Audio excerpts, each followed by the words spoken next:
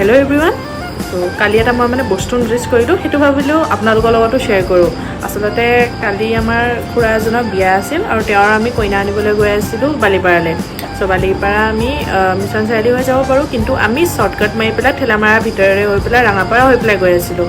চ' সেই ৰুটটোত মানে স্পেচিয়েলি ৰঙাপাৰাৰ পৰা যোনটো বালিপাৰা পাব আৰু ইমান বাগান আছে, এনেই জেনেৰেলি আমি বাগান দেখিছোঁ বাৰু, কিন্তু সেইখিনি দেখিলে আপোনালোকৰ এনেকুৱা লাগিব যে আমি দেখোন বহুত বাগান দেখাই নাই, যিবোৰ আমাৰ মানে অসমৰ ধৰক ভিতৰৰ এলেকাবোৰত আছে। তো সেইটো তেনেকৈ আপোনালোকে ক'ব পাৰে যে ৰঙাপাৰাৰ পৰা যোনখিনি বালিপাৰা সেইখিনি বহুত বাগান আছে, বহুত বেছি বাগান আছে। আপোনালোকক মই দেখাই আছোঁ ভিডিঅ'টো।